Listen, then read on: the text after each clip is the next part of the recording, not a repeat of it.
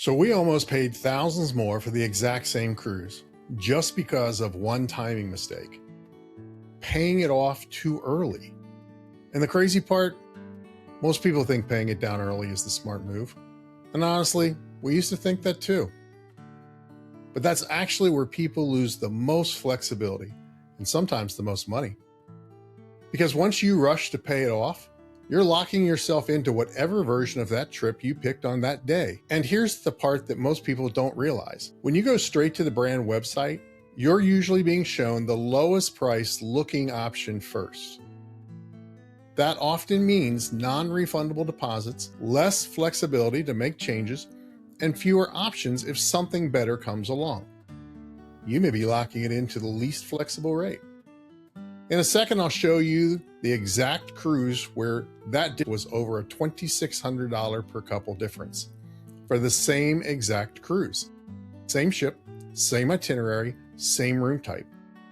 But first, here's what's changed for us. Stop thinking about booking as locking it in, and think about it as holding your best option.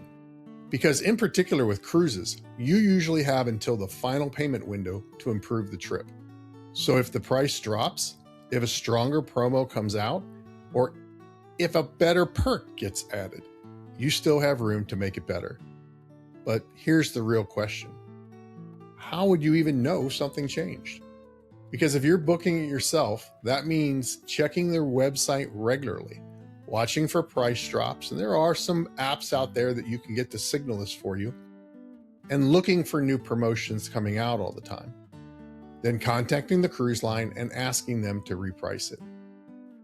And the part most people don't realize is the website is only showing you one offer, but most of the time there are several different promotions running behind the scenes.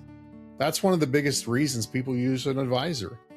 We're already watching it all the time. If something better comes out before the final payment, we can help you catch it and apply it. You can absolutely do this yourself.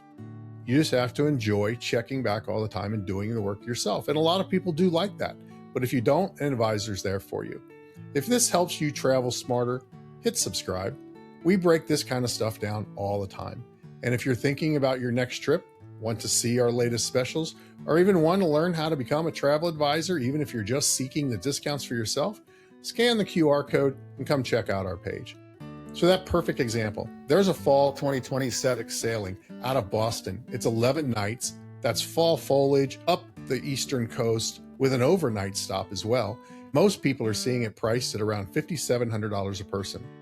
But we held cabins early in the year is at $4,400 per person, and that's locked in. That's a $2,600 savings per couple for the exact same trip.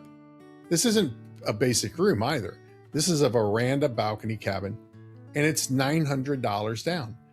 And the deposit's refundable, so you're holding the trip without taking on the full risk. Here's a quick pro tip. Final payment is usually at about 120 days before the cruising.